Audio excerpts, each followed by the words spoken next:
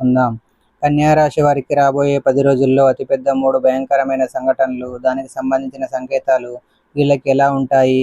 ఇక ఈ 5 సంవత్సరాల నుండి వీరు ఎదురు చూస్తున్న ఎదురుచూపులు ఏవైతే ఉన్నాయో అవి ఇప్పటి నుంచి అంటే ఈ రోజు నుంచి ఖచ్చితంగా ముగుస్తాయన్నమాట. మీకు ఇక్కడ నుంచి ఏ విధంగా ఉండబోతుంది? మీకు ఏ దేవత అనుగ్రహం అనేది కలగబోతుందో ఇవన్నీ కూడా చాలా క్లియర్‌గా ఇప్పుడు మీరు ఈ వీడియోలో తెలుసుకోబోతున్నారు. ముందుగా అందరూ కూడా ఈ వీడియోని చూసి జై శ్రీకృష్ణ అని కామెంట్ చేసి లైక్ చేయడం మర్చిపోవద్దు. మీరు లాస్ట్ 12 సంవత్సరాల నుండి మీరు చాలా ఎక్కువగా బాధపడుతున్నారు. మీకు మంచి సమయం వస్తుంది అని చెప్పి ఎదురు చూస్తున్నారు, కానీ మీరు ఎంతో ఇబ్బందికి గురవుతూ వచ్చారు. మీరు చేసే ప్రతి ఒక్క పని మీకు రివర్స్‌గా అవుతుంది.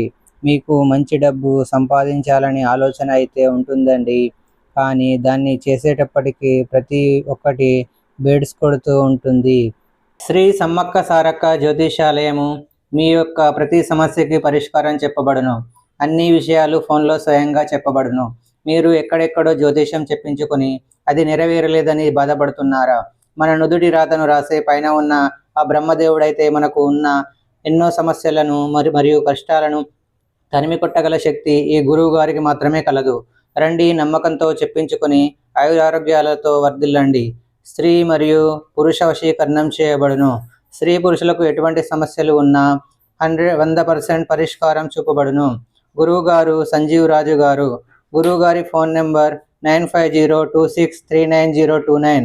నమ్మకంతో కాల్ చేయండి. మీ సమస్యలకు సరైన పరిష్కారాన్ని కనుగొనండి. అలాగే జాబ్ కోసం వెతికే వాళ్ళు, పెళ్లి సంబంధాలు చూసేవాళ్ళు, ఇలా అనుకుంటున్న ప్రతి ఒక్కటి కూడా మీకు రివర్స్ వస్తూనే ఉంది.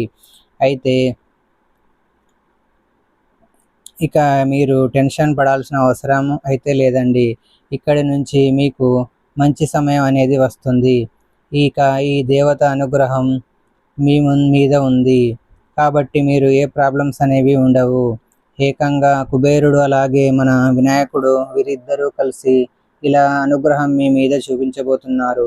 వారు మీ మీద దయ చూపిస్తే ఇంకా ఏ పనికి ఆటంకం అనేది ఉండదు. ఇక సాక్షాత్తు కుబేరుడే మీ మీద కటాక్షం చూపిస్తున్నట్లయితే ఇక దానికి సంబంధించిన ఎటువంటి ప్రాబ్లమ్స్ అయితే ఉండవు. అయితే ఇక నుంచి మీ లైఫ్ అనేది చాలా అద్భుతంగా మారబోతుంది. కాబట్టి రాబోయే 48 గంటల్లో మీరు చేయకూడని కొన్ని పనులు, ఈ 2 పనులు మాత్రం ఎట్టి పరిస్థితుల్లో చేస్తే మీ నాశనాన్ని మీరే కోరుకుంటారు. అవి ఏంటి అంటే, మీరు చేయాలనుకున్న పని వేరే వాళ్ళ మీద డిపెండ్ అయ్యి ఆ పని వారు చేస్తారులో ఏముంది, టైం చాలా సూపర్గా నడుస్తుంది, నాకు ఇప్పుడు ఇక నుంచి అంతా మంచి జరుగుతుంది, ఎవరు ఏం చేస్తే ఏమిటి అని పని అవ్వడం ముఖ్యం అనే ఆలోచన ఏదైతే ఉందో దాన్ని మొట్టమొదటిగా మీరు స్టాప్ చేయాలి. మీ పని మీరు ఎంత శ్రద్ధగా అయితే చేస్తారో దాన్ని వేరే వాళ్ళు చేయరు. సో మీరు ఇక్కడ మీ పని మీరే స్వయంగా చేయాలి. ఏంటి అంటే, మీరు ఏదైనా బిజినెస్ స్టార్ట్ చేయాలి అనుకుంటున్నా, ఎక్కడికైనా వెళ్ళి ఏదైనా పని చేయాలి అనుకున్నా, డబ్బుకు సంబంధించి ఎటువంటి పనైనా మీ చేతులతో మీరే చేయాలి. వేరే వాళ్ళ మీద ఆధారపడి మీ పనులు వారితో చేయించుకోవడం మాత్రం అస్సలు చేయకండి. ఇక రెండో పని ఏంటంటే, అందరినీ నమ్మడం. ట్రస్ట్ అనేది చాలా ఈజీగా వేరే వాళ్ళ మీద పెట్టేస్తూ ఉంటారు.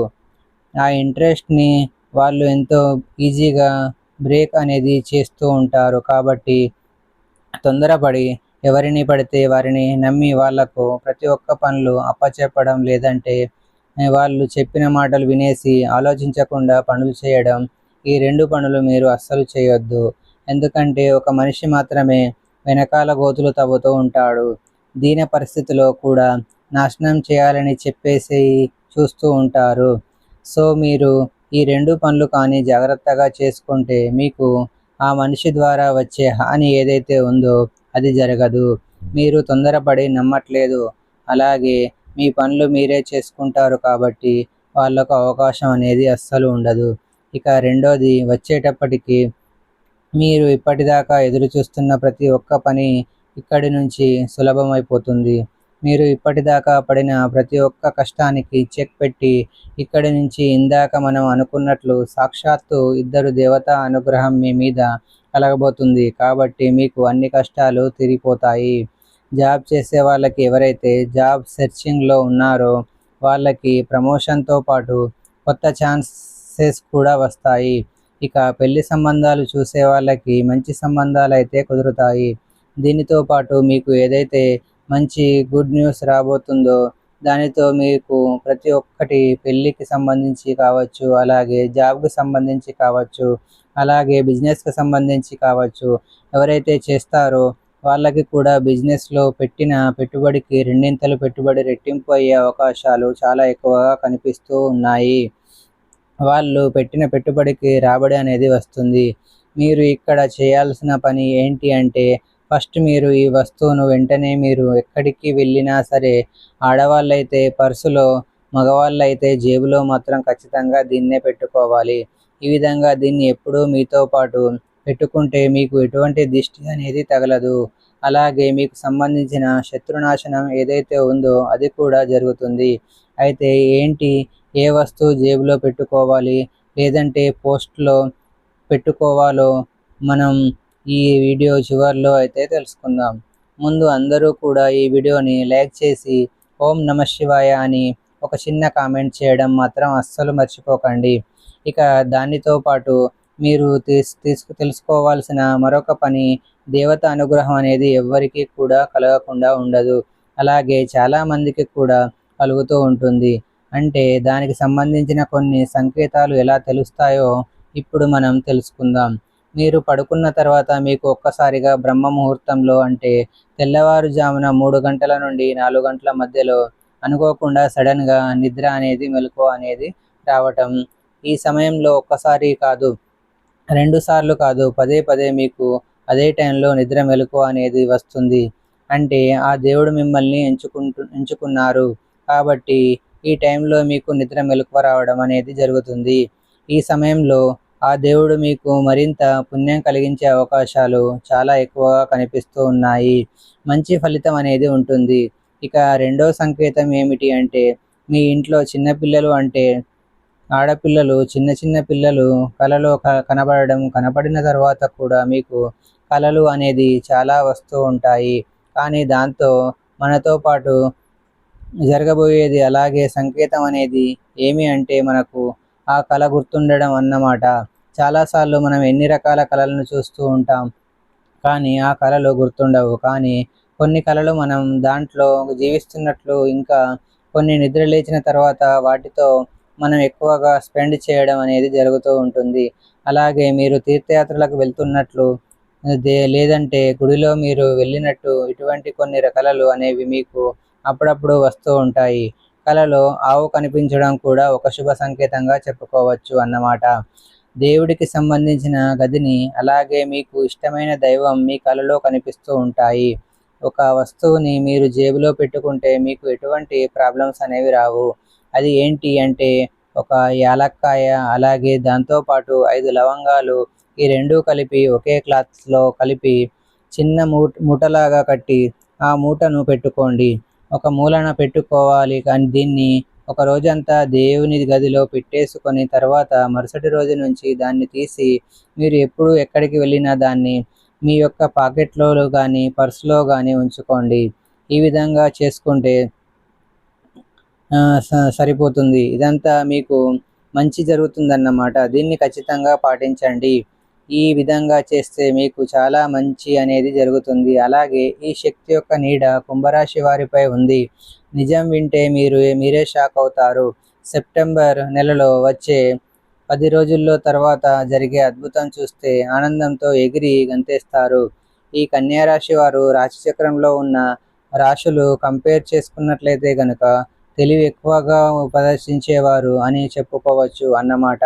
కానీ వీరిలో కాన్ఫిడెన్స్ లెవెల్స్ అనేవి కొంచెం ఎక్కువగానే ఉంటాయి.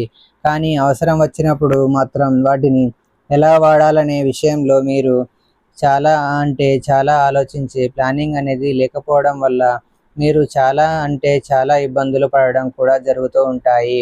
అలాగే మీరు ఆర్థికంగా కొంచెం ఎక్కువగానే ఇబ్బందులు పడడం అనేది కూడా మనం చూస్తూ ఉంటాం.